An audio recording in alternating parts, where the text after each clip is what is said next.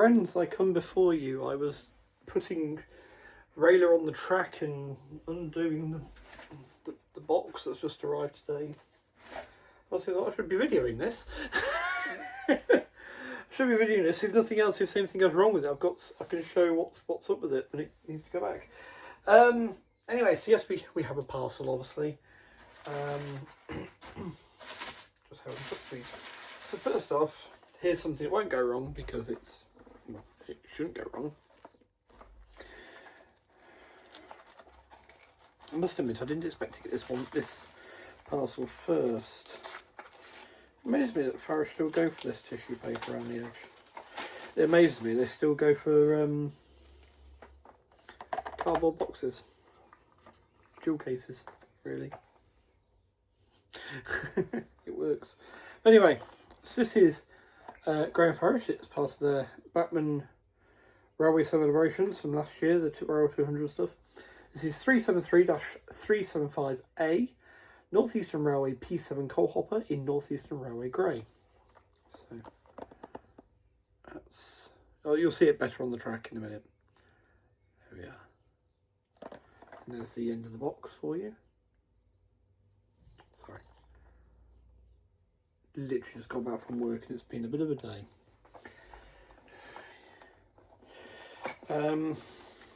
But yes.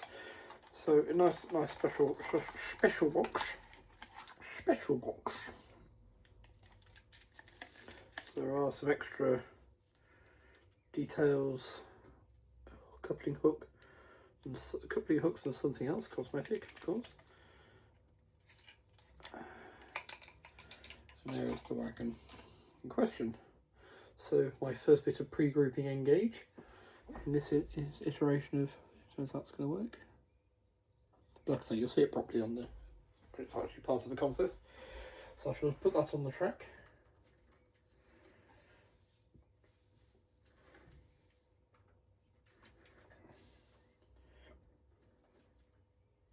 There we are. So now there's at least 2 UK wagons in that freight train.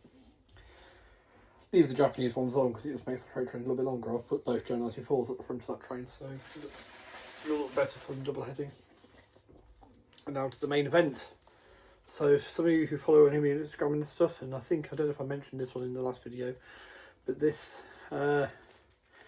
yes, this is my first big loco for this iteration. We're going to pretend the other iteration didn't happen of British engagement in the past. This is a nice fresh start.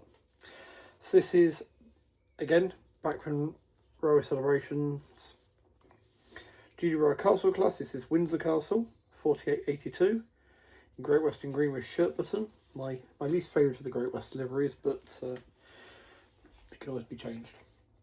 Oh yes, even for a special release like this. So I don't think they're actually limited edition, are they? I think they're just commemorative. So this is 372-035.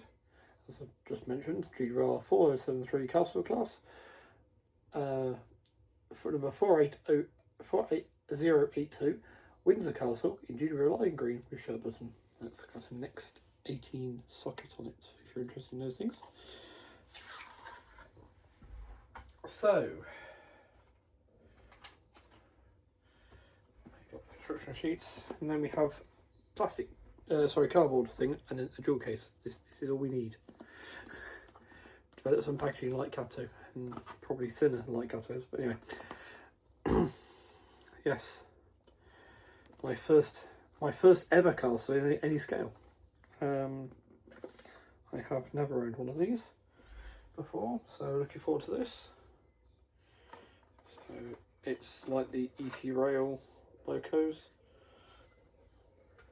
where it's in a plastic tub inside there. This is where I do prefer the foam ones. I must say these ones are a little archaic now, it feels.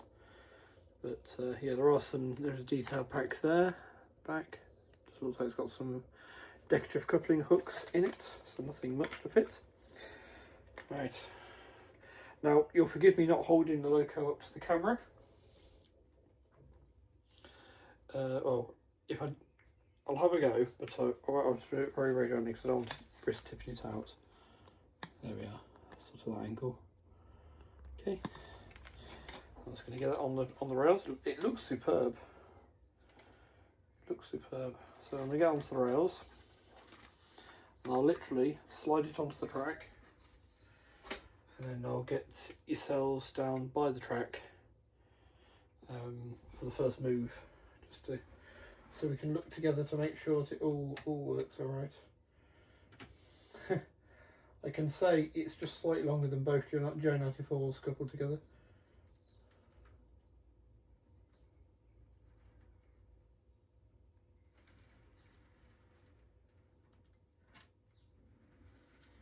So no, it's not done the thing. Just gently push it along there, so it's in a place where we can see it nicely. But yeah, so that's the two arrivals for today.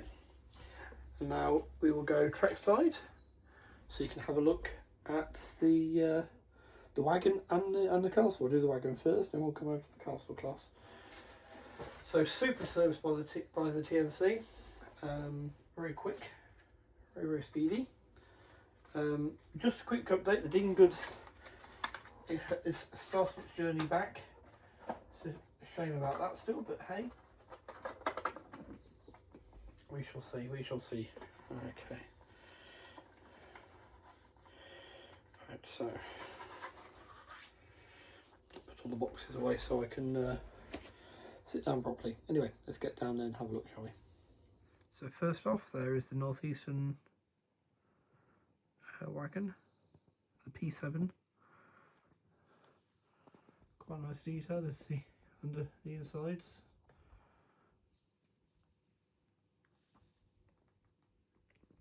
Very crisp. Putting any tighter on that rotor.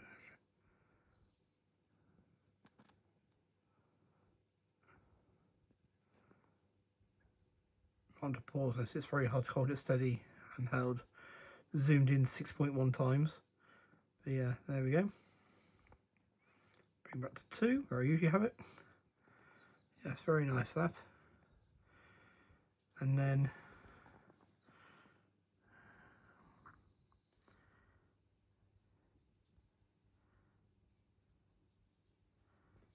there is Windsor Castle. Just a bit of fluff on the side there.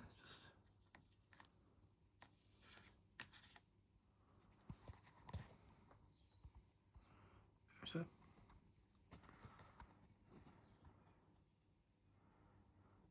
Beautiful. We've got some lining on the buffer beam, I can see. Yeah, look at that, it's even lining around the edge of the buffer beam. Very delicate stuff.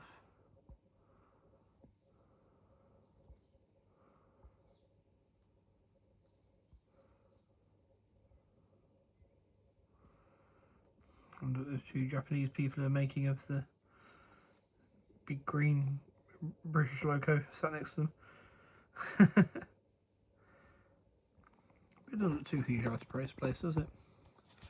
Right. It's going to be a bit wobbly while I just quickly see if it goes backwards.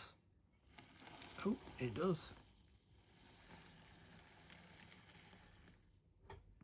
Does it go forwards again if I do that?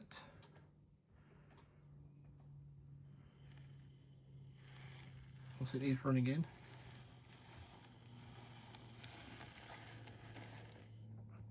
So I should now set this off running in.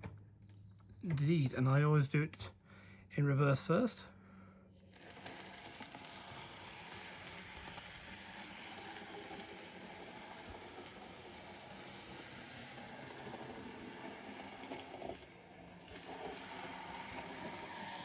Pretty hard to get this underway and follow the train locomotive.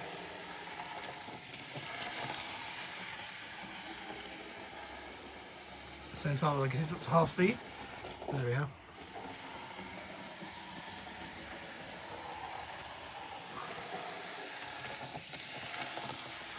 Much faster than I'd usually run it, but that's half speed on the control, which is what I did both of those two at as well.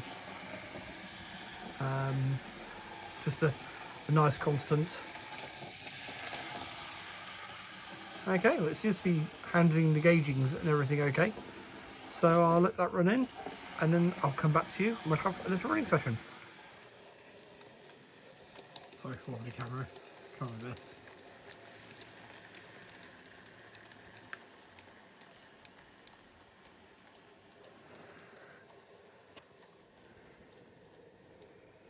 Right, so let's make sure it's got those. It didn't, now it does. Alright, okay, so running session commencing.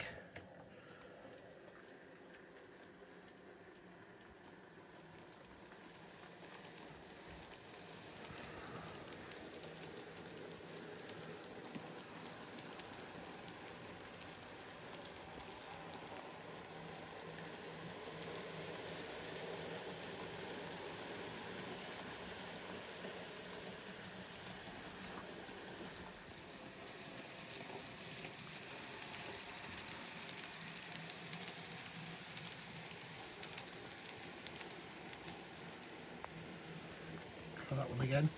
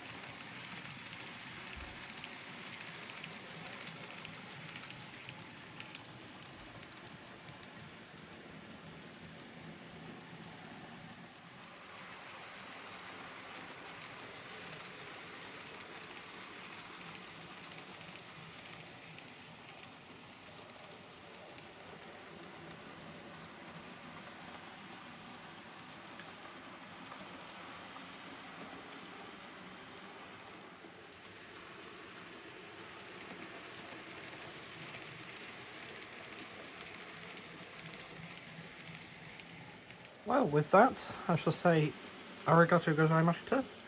Thank you for watching. Take care all, stay safe. I'm really, really pleased with the castle. I think it's a fantastic loco. If a little dark for the size, maybe. But that's the nature of that livery. You know, it's nothing wrong with the model as such. It's a bit like the dark green on the first Gen 94 there. You know, it's just a bit dark. In a smaller scale, you don't get the full refinement of the Great Western livery at a normal viewing distance with the lining and everything, which supports my thoughts in the scale.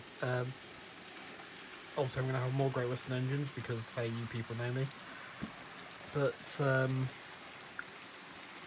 The ultimate goal will be an LNER layout, set on the East Coast Main Line with apple green engines. Also, there'll be quite a few black as well, because it's LNER colours, but also the silver and Garter blue engines as well. Available to me, but obviously the Heritage Railway is where the Great Western stuff can run, and also, you know, I will